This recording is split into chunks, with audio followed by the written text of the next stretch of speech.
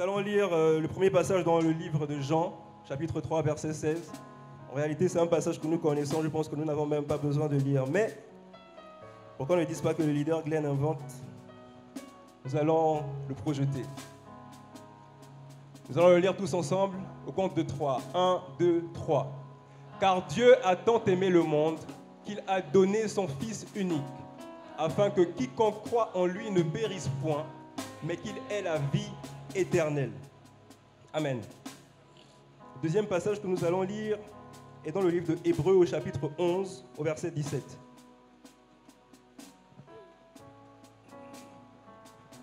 C'est par la foi qu'Abraham offrit Isaac, lorsqu'il fut mis à l'épreuve, et qu'il offrit son fils unique, lui qui avait reçu les promesses.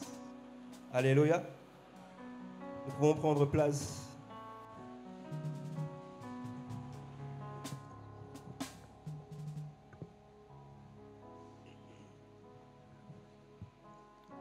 Alors le thème de la prédication du jour est prosphéro. Que quelqu'un dise avec moi prosphéro. Prosphéro, c'est un mot grec. C'est un mot grec qui signifie conduire à, mener à, apporter, offrir ou même s'offrir. Amen. Pour le contexte, pour ce que nous allons faire aujourd'hui, nous allons garder la traduction offrir. Amen. Donc prosphéro signifie offrir. Je pense que le choix de ce thème n'est pas anodin, qu'il est réellement prophétique parce que nous sommes dans une saison où nous sommes enjoints à offrir des cadeaux, à partager l'amour, à faire des dons. D'ailleurs, vous remarquerez que même dans cette saison, plusieurs personnes font des dons à des personnes nécessiteuses, à des personnes qui en ont vraiment besoin. Amen. Donc la saison, elle est spéciale, elle est particulière. C'est une saison dans laquelle nous devons apprendre à offrir. Mais je pense qu'il est incomplet pour nous d'apprendre à offrir si nous n'apprenons pas également à recevoir. Amen. Nous devons également apprendre à recevoir. Il est difficile de parler de prosphéro, d'offrir, sans apprendre à comment recevoir. Je ne sais pas si quelqu'un me suit. Alléluia. Je vais vous poser une question et j'aimerais que vous puissiez vous prêter au jeu et que vous répondiez de façon sincère. Amen. D'ailleurs, on ne ment pas dans l'église. Donc la question est la suivante. Qui pense être une personne ingrate?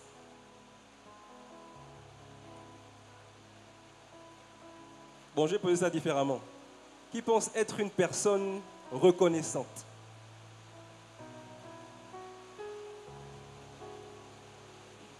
D'accord. Comme je m'en doutais, la majorité pense être reconnaissante. Alléluia. Et c'est une bonne chose. J'ose croire que vous n'avez pas menti dans la maison du Seigneur. Si vous avez menti, c'est vous-même. Beaucoup de nous pensons être reconnaissants. Beaucoup de nous, si nous ne sommes pas reconnaissants, aspirons à être reconnaissants. Amen. Sauf qu'être reconnaissant n'est pas chose simple. Être reconnaissant, ce n'est pas juste le dire avec la bouche. Une personne reconnaissante, en plus de dire qu'elle est reconnaissante, doit poser des actes, poser des gestes qui montrent effectivement qu'elle est reconnaissante. Amen. La reconnaissance ne se limite pas simplement au fait de dire « je suis reconnaissant ». Il faut que dans tes actions, il faut que dans tout ton être, que tu puisses respirer la reconnaissance. Amen. J'ai envie de faire un petit témoignage qui me vient à l'esprit. Il y a de cela quelques semaines, non, quelques mois, après un culte comme celui-là, il y a une sœur de l'église. Donc je disais qu'il y avait une sœur qui marchait, qui boitait. Et ça m'a interpellé, je me suis dit que ce n'est pas normal. Je me suis rapproché d'elle et je lui ai demandé ce qui n'allait pas. Et lorsqu'elle m'a dit ce qui n'allait pas, je me suis dit qu'il fallait que je prie pour elle parce que c'était vraiment pas normal. Sa douleur n'était pas simple. Et j'ai prié. Prière très simple. Seigneur, je te rends grâce pour le don de guérison. Je parle à son pied et je dis, sois guéri, que la douleur parte dans le nom de Jésus. Amen. Elle est partie. Et quand elle est partie, bon, je la voyais boiter toujours, mais j'avais quand même foi que quelque chose allait se passer. On s'est recroisés le jeudi au culte d'enseignement et elle est venue vers moi et elle m'a dit, tu as prié pour moi dimanche et lundi, la douleur avait totalement disparu, mon pied s'est désenflé.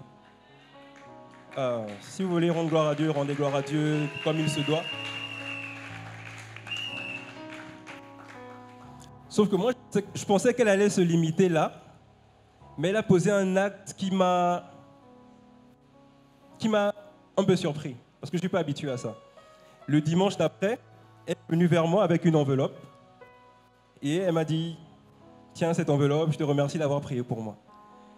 Ça m'a vraiment touché, et je me suis rendu compte qu'il y a des personnes qui savent réellement être reconnaissantes. Il y a des personnes qui savent reconnaître. Être reconnaissant, c'est reconnaître la valeur des choses. Elle a reçu quelque chose qu'elle savait qu'elle ne pouvait pas recevoir d'elle-même. Et elle a été reconnaissante envers le canal qui a été utilisé, parce que je n'ai été que le canal. Mais en réalité, elle a été reconnaissante envers Dieu. Amen. Et moi aussi, comme j'ai été reconnaissant envers Dieu, quand elle m'a remis cette enveloppe, j'ai mis tout à l'intérieur ici. Amen. Parce qu'en toute chose, nous devons être reconnaissants envers celui qui nous permet d'opérer, celui qui nous permet de faire ce que nous ne pouvons pas faire de nous-mêmes. Alléluia. Dis à ton voisin, tu dois être reconnaissant. Dis à ton voisin, sois reconnaissant. Pas seulement avec tes paroles. Je ne vous entends pas. Sois reconnaissant. Pas seulement avec tes paroles, mais aussi avec tes biens. Alors, quelqu'un doit faire le kilomètre supplémentaire. Alléluia. Nous devons apprendre à faire le kilomètre supplémentaire. Nous sommes au culte extraordinaire. Ça veut dire que nous ne sommes pas ordinaires, nous ne sommes pas comme tout le monde. Si tout le monde, lorsqu'on leur rend des services, ils disent simplement merci, nous devons pousser, nous devons aller plus loin. À notre merci, nous devons ajouter quelque chose. Amen. C'est ce qui fera de nous réellement des personnes extraordinaires. Alléluia. Je crois que la reconnaissance a la capacité de multiplier, d'augmenter la faveur, d'augmenter même le miracle. Amen. Alors que j'ai commencé à faire un témoignage, je vais faire un autre témoignage. Un autre témoignage sur la reconnaissance. Mais dans ce cas-là, c'est la reconnaissance qui apporte la multiplication. Amen. En 2020, avant de revenir au Gabon, j'étais en Chine et je suis allé en Inde. Quand je suis allé en Inde, j'étais dans le cadre de l'église. L'église dans laquelle j'étais m'a envoyé en Inde pour partager la parole de Dieu. Et c'est ce que je faisais. J'étais dans un petit village au nord de l'Inde. Et ce que je devais faire, c'est que je devais aller de maison en maison pour parler de Dieu, pour parler de Jésus et prier avec les villageois qui étaient présents. Amen. Et un jour, j'ai été amené dans une maison où il y avait une jeune fille qui avait une maladie dont j'ai même oublié le nom, mais c'était une maladie qui, d'après eux et d'après les médecins, était incurable. Ils m'ont apporté même des papiers pour que je puisse... J'ai dit non, je ne veux pas lire tout ça. Ça risque de bousculer ma foi. Je peux juste prier pour elle. Et j'ai prié. Quand j'ai fini là-bas, ils m'ont offert à manger. Plus de m'offrir à manger, ils m'ont même donné, ils m'ont fait une offrande. Ce qui s'est passé, c'est que quelques jours après, le dernier jour que j'ai passé là, un dimanche, avant que je ne prenne la voiture pour descendre de la montagne et pour retourner ensuite en Chine, elle est venue vers moi avec sa famille et ils m'ont dit qui sont allés chez le docteur, que le docteur a checké.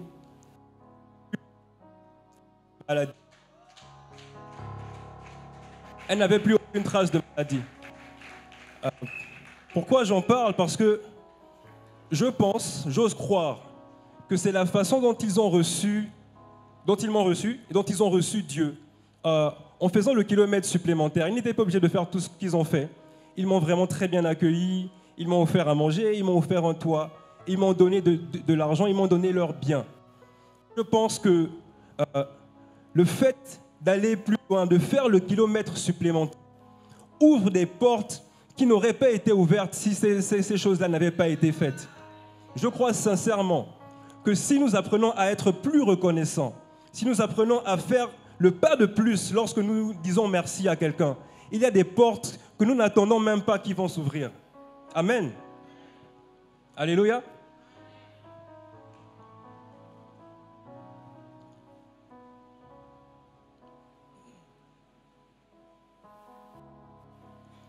Je disais que la gratitude est un facteur de faveur et de multiplication. La gratitude est un facteur de faveur et de multiplication. Nous connaissons tous le passage dans lequel Jésus multiplie 5 pains et 2 poissons. J'aimerais qu'on puisse, dans Matthieu 14, entre le verset 13 et le verset 21. Mais le verset qui m'intéresse, c'est le verset 17. Donc Matthieu, chapitre 14, verset 17.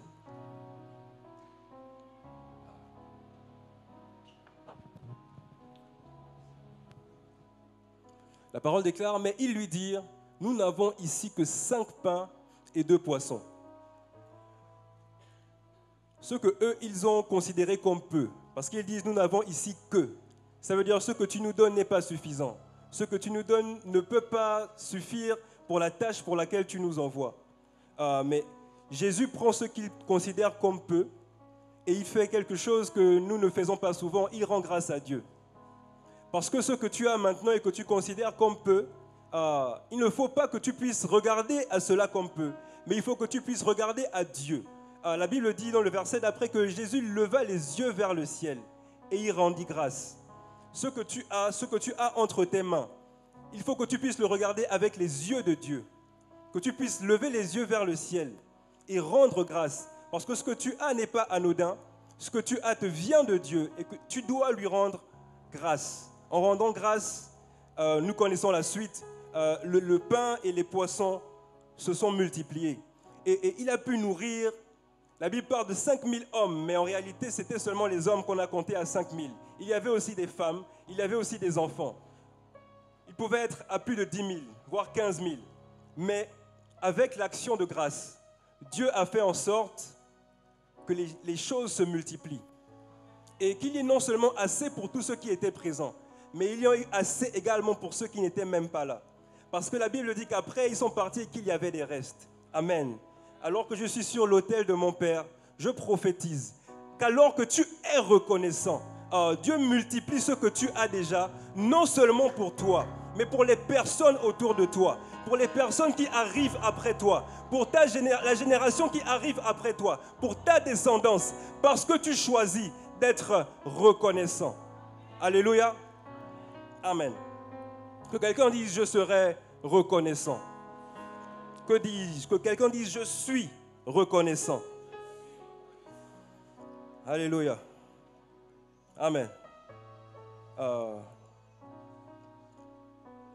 J'aimerais qu'on puisse lire un passage, Éphésiens 4, au verset 8. Éphésiens chapitre 4, verset 8. J'ai oublié de le dire tout à l'heure, il faisait partie de mes versets de base.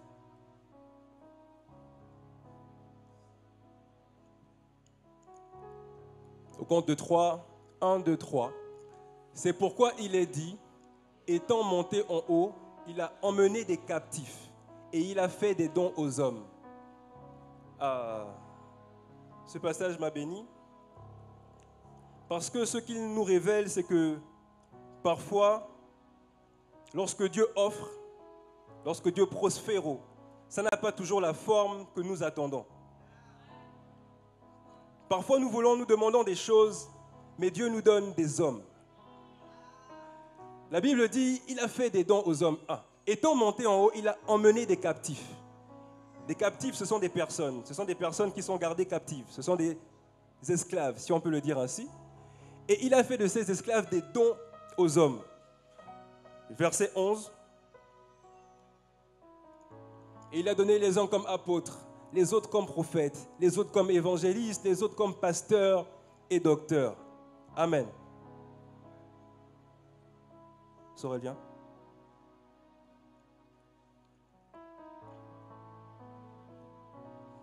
J'aurais besoin que tu t'allonges là.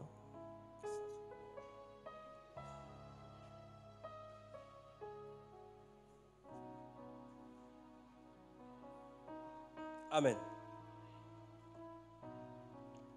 Tout à l'heure, nous avons lu un verset au début, Hébreux 11, verset 17, où on nous parlait d'Abraham qui a offert Isaac en sacrifice, qui était sur le point d'offrir Isaac en sacrifice. Amen. C'est par la foi qu'Abraham offrit Isaac, lorsqu'il fut mis à l'épreuve et qu'il offrit son fils unique, lui qui avait reçu les promesses. Alléluia. Je veux que vous puissiez voir ça parce que généralement, on n'a pas cette vision-là des choses. Abraham est commandé par Dieu de donner son fils unique en sacrifice. Alléluia. Les théologiens estiment l'âge d'Isaac à ce moment-là à environ entre 25 et 37 ans. Ça veut dire qu'Isaac avait la capacité, s'il voulait, de se défendre. Il pouvait même pousser son père et s'en aller, parce que son père était très vieux, il était très âgé. Mais le passage ne le dit pas, mais Isaac, pour que le sacrifice, pour que le don, pour que l'offrande, pour que le prospéro soit fait, il fallait qu'Isaac puisse accepter de se donner lui-même. Il fallait qu'Isaac puisse se soumettre à la volonté de son père. Amen. Pour que le sacrifice soit complet, il fallait qu'Isaac se laisse faire complètement. Isaac a accepté de s'allonger, de se mettre sur l'autel. Et il était là, il regardait certainement son père qui avait le couteau et qui était sur le point de l'égorger. Il savait ce qui allait se passer. Mais il a fait confiance à Dieu et il a fait confiance à son père. Il était là et son père a levé le couteau. Et si un ange n'avait pas été envoyé pour arrêter Abraham, il l'aurait fait. C'est là que sa foi était. La Bible dit qu'il avait la foi et il avait tellement la foi en Dieu qu'il pensait que même si il avait égorgé Isaac, Dieu lui aurait donné un autre enfant, malgré son vieillage, malgré le vieillage de sa femme. Amen. Je voulais que vous voyiez cette position-là. Parce que cette position-là, c'est la position de tous ces hommes-là que Dieu a pris, de tous ces captifs-là que Dieu a pris. Étant monté en haut, il a pris des captifs et il a fait des dons aux hommes. C'est de cette façon-là que ces hommes se sont donnés. Et ils se donnent non seulement pour Dieu, mais aussi pour le peuple de Dieu. Je parle de nos évêques, de nos pasteurs, de nos responsables, de nos leaders, de nos AP. J'aimerais qu'on puisse les honorer comme il se doit. Si tu acclames, acclame bien. Parce que ces hommes-là ont choisi volontairement de se donner. Ils ne sont pas forcés de faire ce qu'ils font. Ils ne sont pas forcés d'écouter lorsqu'on a des problèmes. Ils ne sont pas forcés de prier pour nous. Mais parce qu'ils ont choisi de se donner, de s'offrir, de se prospérer. Ah, la Zubradia. Merci, Sorel.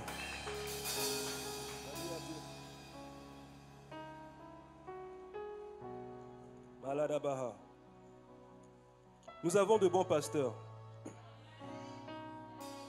Nous avons de très bons leaders. Des personnes que vous pouvez appeler même à 3 heures du matin. Je ne vous conseille pas de le faire. Ça, c'est en cas d'extrême urgence. Mais vous pouvez les appeler à n'importe quelle heure et ils vous répondront. Ils seront là pour vous. parce qu'ils ont choisi de se donner pour vous. Alléluia. Ces hommes-là sont dignes d'un double honneur. Nous ne devons pas les honorer seulement avec nos bouches. Nous ne devons pas être reconnaissants seulement avec nos bouches. Le pire, c'est que dans ça, il y a des personnes qui ne sont même pas reconnaissantes. Il y a des personnes pour qui ces hommes de Dieu font des pieds et des mains afin de résoudre leurs problèmes. Mais parfois même un merci est trop demandé. Il y a des personnes qui ne disent même pas merci. Il y a des personnes qui, lorsqu'elles ont reçu ce qu'elles ont demandé, disparaissent complètement. Le révérend a dit, ils font ça. Ça veut dire que c'est vrai. Nous devons apprendre à être reconnaissants. Parce qu'en réalité, c'est à nous-mêmes que nous faisons du mal lorsque nous sommes ingrats. Amen. Ce n'est pas à quelqu'un d'autre. C'est à nous-mêmes.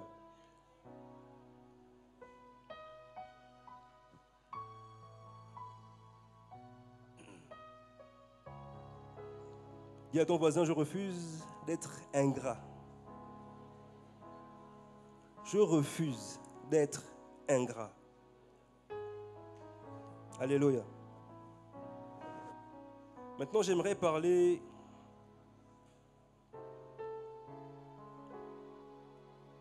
du don le meilleur. Dans le livre de Jean 3,16, dans le passage que nous avons lu tout à l'heure, la Bible dit « Car Dieu a tant aimé le monde qu'il a donné. » Alléluia. De la même façon que nous avons pris l'exemple tout à l'heure, ce n'est pas écrit, mais Jésus lui-même a accepté de se donner. Amen. Il fallait que Jésus puisse accepter de se donner pour que le sacrifice soit effectif. Il ne fallait pas qu'il soit forcé de le faire. Mais il a accepté de se donner à nous, de se donner pour nous, sans même avoir l'assurance qu'on allait l'accepter. Amen. Je crois que c'est dans Romains 5, verset 8, où la parole dit que l'amour de Dieu nous est prouvé en ce que lorsque nous étions encore des pécheurs, Christ est mort pour nous. Christ est mort pour nous alors que nous n'avions rien pour attirer les regards. Christ est mort pour nous alors que nous étions dans des choses compliquées. Il ne faut pas suivre parce qu'on est là aujourd'hui. On vient de quelque part. Mais Christ est mort pour nous avant même que nous acceptions de le suivre. Il a pris un risque. Il a pris le risque de se donner pour nous et le risque qu'on le refuse, qu'on lui dise non. Alléluia. J'aimerais qu'on puisse, pendant quelques minutes, juste être reconnaissant. De là où tu es, sois reconnaissant envers Jésus. Ce Jésus-là qui t'a tiré de là où tu étais. Tu n'es peut-être pas là où tu veux être, mais tu n'es plus là où tu étais auparavant. Il faut que tu puisses être reconnaissant envers ce Dieu qui t'a pris de la boue, ce Dieu qui t'a lavé, qui t'a mis à la table des rois. Pendant quelques minutes, sois simplement reconnaissant avec tes propres mots. Avec tes propres mots, dis merci à Dieu. Avec tes propres mots, dis merci à Dieu. Choisis de ne pas rester silencieux dans ce moment-là. Choisis de ne pas rester silencieux. Dis merci à Dieu. Dis merci à Jésus. Dis merci à Jésus-Christ pour son sacrifice. Dis merci à Dieu.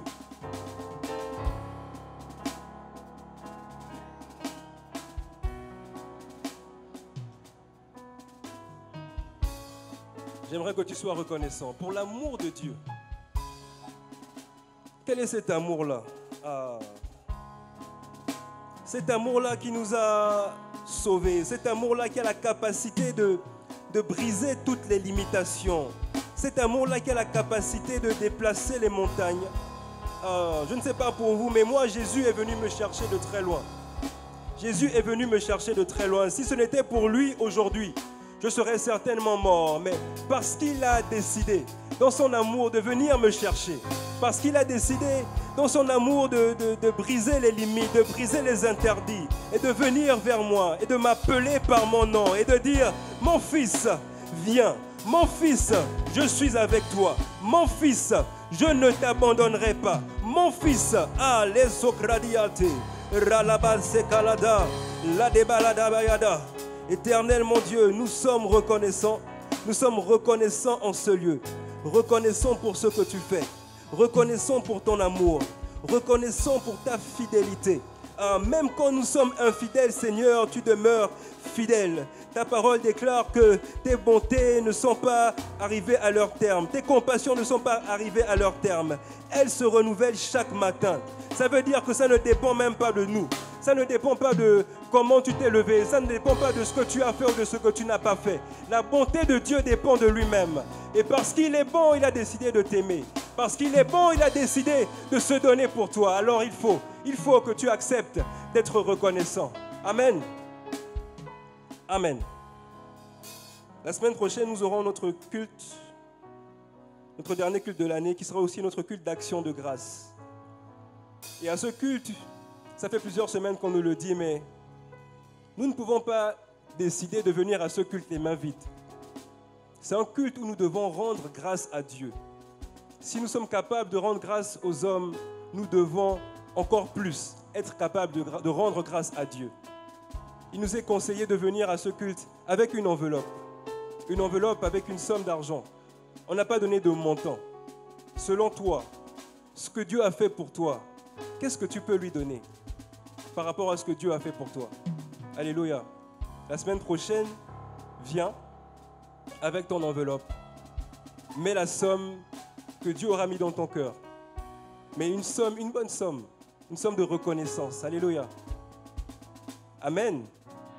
C'est bizarre, à chaque fois qu'on parle d'argent, les gens sont silencieux. C'est bizarre. Alléluia. Dis à ton voisin, viens. Dis à ton voisin, viens. Et apporte ton offrande d'action de grâce. Apporte ton offrande d'action de grâce. Alléluia.